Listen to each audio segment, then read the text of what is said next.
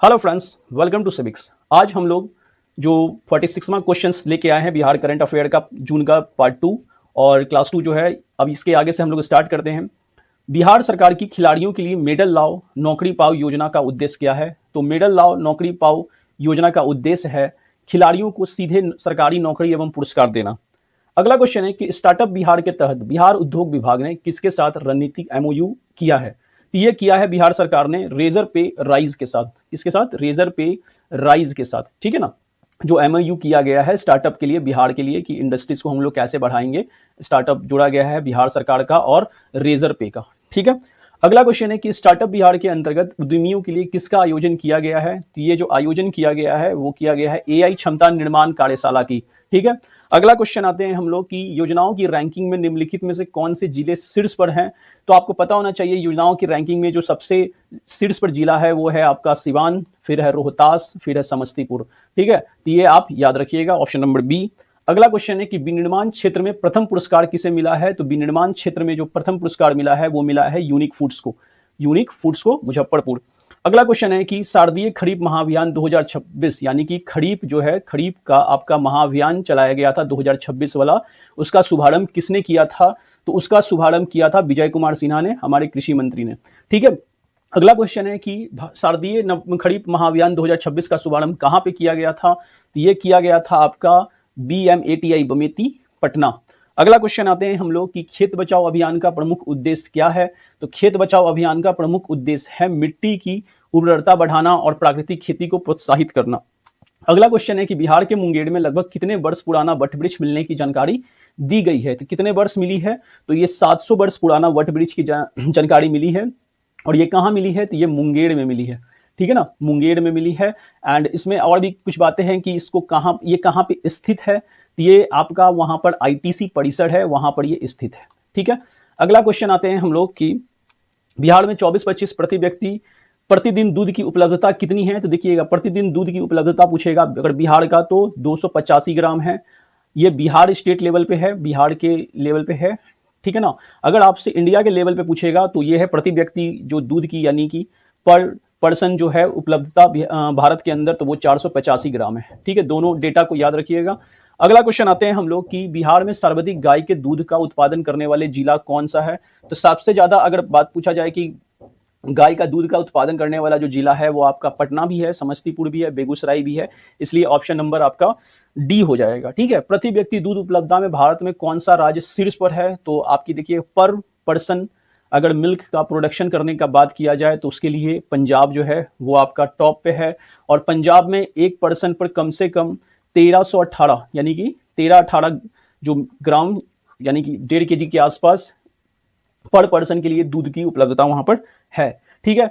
और इसके बारे में अगर पूछा जाए, अगला क्वेश्चन देख लेते हैं कि कुल वार्षिक दूध उत्पादन में भारत का कौन सा राज्य, अगर आपसे ईयरली मिल्क प्रोडक्शन पूछेगा, ईयरली पूछेगा मिल्क प्रोडक्शन, तो आप यूपी लगाइएगा। अगर पर पर्सन का पूछेगा पूरे इंडिया के अंदर तो आप पंजाब लगाइएगा। ठीक है। तो दोनों डाउट हमने क्लियर कर दिया है।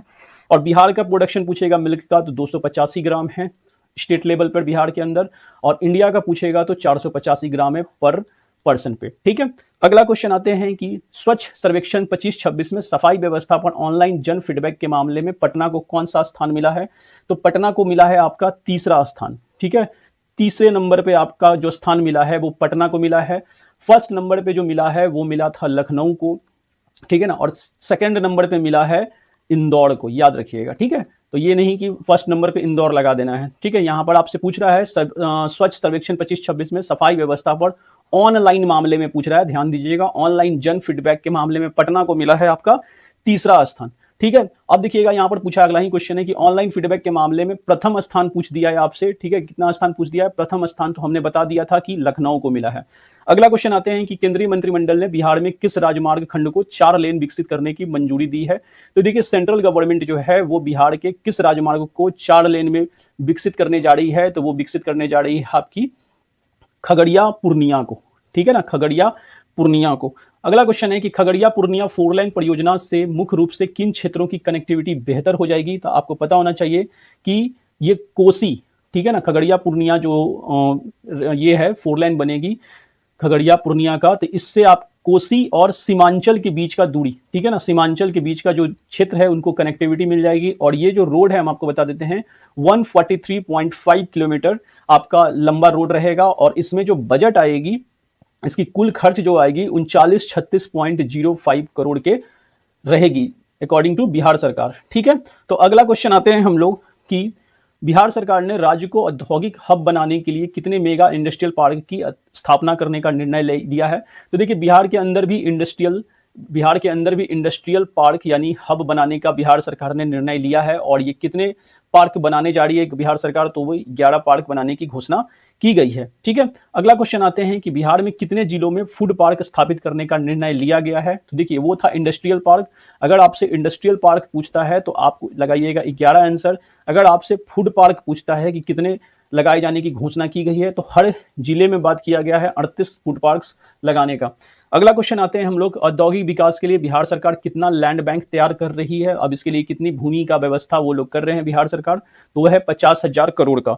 अगला क्वेश्चन है कि बिहार के विश्वविद्यालय में नए एनएसएस स्नातक स्तरीय पाठ्यक्रम को किसने मंजूरी दिया है। तो ये मंजूरी जो दिया है राज्यपाल सह कुलाधिपति ने। अगला क्वेश्चन आते हैं हम लोग कि नए एनएसएस पाठ्यक्रम का प्रमुख उद्देश्य क्या रहेगा। तो ये उद्देश्य रहेगा आपका कि अकादमिक शिक्षा को बढ़ावा देना। ठीक है, ऑप्शन नंबर बी, अकादमिक शिक्षा को बढ़ावा देना, सामाजिक जिम्मेदारी की भावना विकसित करना। ठीक है, और एक और बात बताते हैं कि अगला क्वेश्चन देख लेते हैं। केस सुनवाई एवं मामले के त्वरित निपटारे में बिहार राज्य महिला आयोग ने कौन सा स्थान प्राप्त किया है। तो देखिएगा आपको पता होना चाहिए कि बहुत तेजी में केस को खत्म करने के मामले में बिहार राज्य की जो महिला आयोग है वो पूरे देश में, ठीक है ना, प्रथम स्थान पर आई है। ठीक है ना, अगला क्वेश्चन आते हैं हम लोग कि 2021 से 8 जून 2026 तक बिहार राज्य महिला आयोग के पास कितनी शिकायतें दर्ज हुई हैं। तो ये दर्ज हुई हैं 9,751। ठीक है, अगला क्वेश्चन आते हैं मामलों के त्वरित निपटारे के लिए बिहार राज्य महिला आयोग ने कौन सा कार्यक्रम चलाया है। तो बिहार राज्य महिला आयोग ने जो कार्यक्रम चलाया है वो चलाया था आपका महिला आयोग आपके द्वारा। ठीक है, महिला आयोग आपके द्वारा, आपके द्वार होगा, ठीक है, द्वारा नहीं होगा, ये आपके द्वार है। ठीक है ना, आपके द्वार, महिला आयोग आपके द्वार। अगला क्वेश्चन है कि one state one global destination योजना के तहत किस क्षेत्र को अंतर्राष्ट्रीय सांस्कृतिक एवं आध्यात्मिक केंद्र के रूप में विकसित किया जा रहा है। तो देखिएगा वन स्टेट वन ग्लोबल यानी OSOG के तहत आपका अगर बिहार के अंदर इंटरनेशनल कल्चर का बात करेगा, कल्चर को बढ़ावा देने का बात करेगा, तो वो कहां पर किया जा रहा है, गया जी बोधगया के अंदर। ठीक है, इस पहल के तहत किन कॉरिडोरों का निर्माण को मंजूरी मिली है। तो ये जो कॉरिडोर बनने वाले हैं वो बनेंगे आपके विष्णुपद कॉरिडोर। ठीक है, विष्णुपद कॉरिडोर से लेके महाबोधि कॉरिडोर तक। ठीक है, अगला क्वेश्चन आते हैं कि एक और बात बता देते हैं कि यहाँ पर आपका जिस कॉरिडोर के अंदर आपकी जो मॉडर्न म्यूजियम होती है वो बनने वाली है, मॉडर्न म्यूजियम बनेगी गया के अंदर। और उसके बाद गया में आपका जो इस कॉरिडोर के अंदर गया में आपका 7 वंडर्स पार्क बनने वाला है, 7 वंडर्स पार्क बनेगा। ठीक है ना, 7 वंडर्स पार्क बनेगा। ठीक है ना, जो बोधगया के अंदर, ठीक है, गया के अंदर नहीं, बोधगया के अंदर। ठीक है, तो ये याद रखिएगा आप लोग। अगला क्वेश्चन है कि बिहार में बच्चों के पोषण और प्रारंभिक शिक्षा को मजबूत करने के लिए कितने सक्षम आंगनवाड़ी केंद्र स्वीकृत किए गए हैं। तो ये स्वीकृत किए गए हैं 11,529। ठीक है, अगला क्वेश्चन है कि बिहार में फार्मर रजिस्ट्री का प्रमुख उद्देश्य किससे संबंधित है। तो ये संबंधित है आपके किसानों को डिजिटल पहचान और डेटाबेस से जोड़ना। अगला क्वेश्चन है कि जून 2026 में बिहार विधान परिषद द्विवार्षिक चुनाव एवं उपचुनाव में कितने उम्मीदवार निर्विरोध निर्वाचित हुए हैं। ये टोटल 10 उम्मीदवार जो हैं वो निर्विरोध क्या हुए, जीते हैं। और आपको पता होना चाहिए कि इस चुनाव के बाद जो बिहार विधान परिषद है, ठीक है ना, बिहार विधान परिषद है, अब टोटल MLC की जो संख्या हो जाएगी वो बीजेपी की 26 हो जाएगी। जेडीयू का अगर बात किया जाएगा तो जेडीयू में आपकी 20 हो जाएगी, आरजेडी के 1 हो जाएगा। ठीक है ना, और एक LJP के आसपास ये हैं वो हो जाएंगे। ठीक है, अगला है कि क्वेश्चन कि कौन बिहार विधान परिषद में भाजपा के नए सदस्य के रूप में शामिल हुए हैं। तो देखिएगा संजय मयूल भी शामिल हुए हैं, पवन सिंह भी शामिल हुए हैं। ठीक है ना, अनिल कुमार ठाकुर भी शामिल हुए हैं, इसलिए ऑप्शन नंबर डी आपका यहाँ सही है। अब बात करते हैं जून 2026 में। ठीक है ना, एक और थोड़ा बात कर लेते हैं कि और भी कौन कौन से हैं। तो आप देखिएगा अगर LJP यानी लोजपा रामविलास से अगर पूछेगा तो कौन शामिल हुए हैं। तो ये शामिल हुए थे आपके अशरफ अंसारी। ठीक है, अशरफ अंसारी शामिल हुए हैं। ठीक है, नाम सिर्फ सुन लीजिएगा, अशरफ अंसारी। अगर RJD से पूछ देता है, RJD से अगर मैच वैच करने के लिए आ जाए तो RJD से सुनील कुमार सिंह थे, सुनील कुमार सिंह थे। ठीक है, अगला क्वेश्चन आते हैं हम लोग कि जून 2026 में नालंदा विश्वविद्यालय ने किनके साथ महत्वपूर्ण एमओयू किया है? तो देखिएगा, जो नालंदा यूनिवर्सिटी है वो एमओयू साइन की है, एक मोमेंडम साइन की है। किसके साथ साइन की है वो? तो वो साइन की है मंगोलिया के प्रमुख संस्थानों के साथ।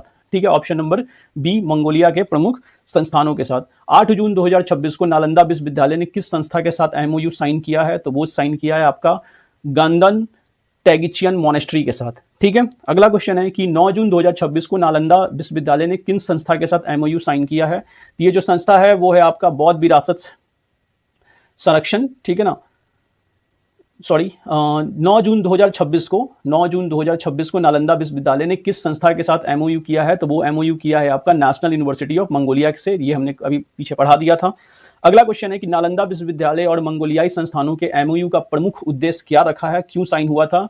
तो ये साइन हुआ था कि बौद्ध विरासत का संरक्षण करना एवं शैक्षणिक सांस्कृतिक सहयोग को बढ़ावा देना।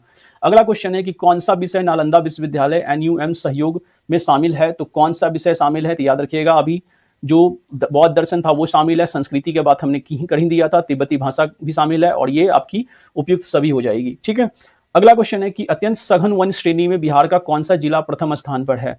तो सबसे ज्यादा डेंस फॉरेस्ट के बारे में पूछ रहा है। तो सबसे ज्यादा जो डेंस फॉरेस्ट है वो हम फॉरेस्ट रिपोर्ट जब पढ़ाएंगे उसमें और क्लियर वे में बताएंगे। फिलहाल अभी पश्चिमी चंपारण हम लोग आंसर लगा देते हैं।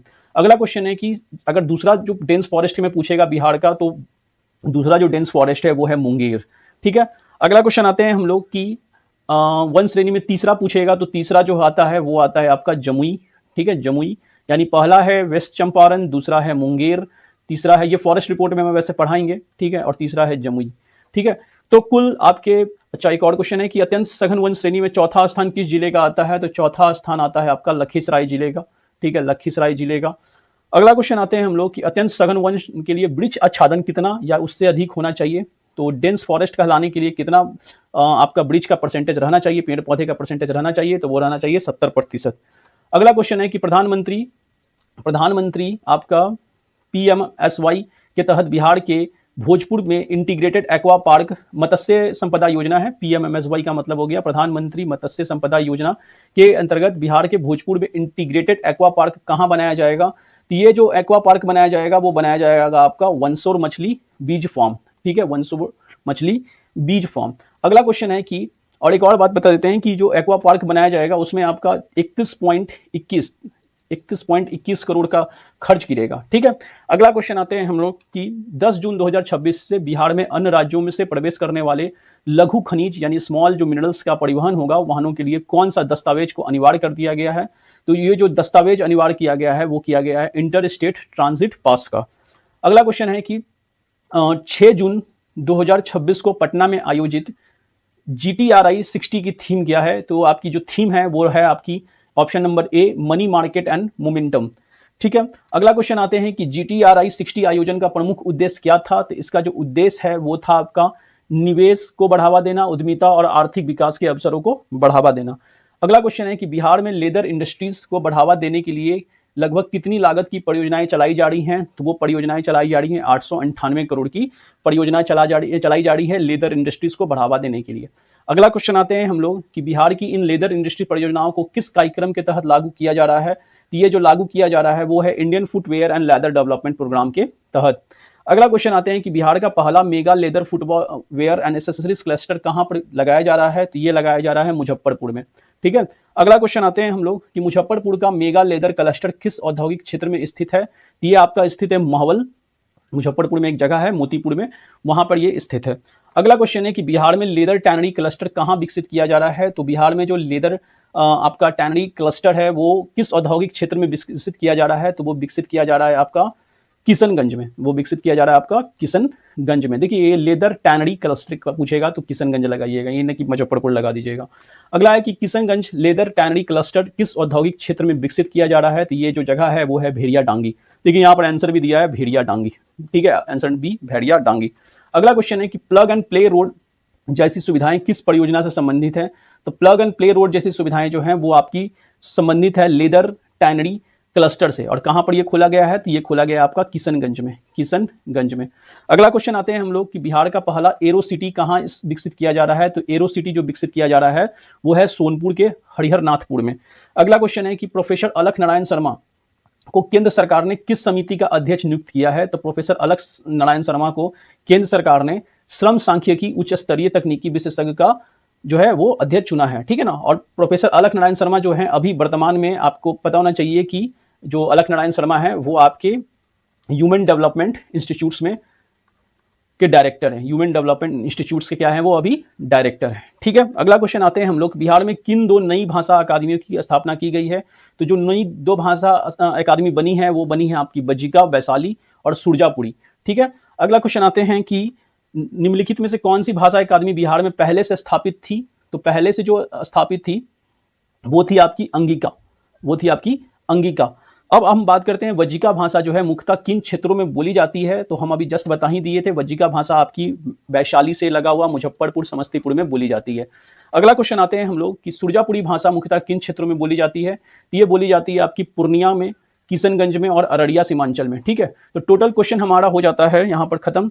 और यहाँ पर खत्म होने के बाद आज आपका जून बिहार का जो करंट अफेयर्स था वो आज भी खत्म हो जा रहा है। अगर आपको चैनल जो वीडियो है वो पसंद आया होगा तो आप इसको लाइक एंड सब्सक्राइब जरूर कीजिएगा। मिलते हैं हम लोग नेक्स्ट वीडियो में, और मैं कोशिश करूंगा कि पीसीएस जो बीपीएससी का पेपर होने वाला है 25 अक्टूबर को, तब तक मैं बहुत सारे वीडियोस को अपलोड कर दूं ताकि ये वीडियो आपके काम में आए। जय हिंद।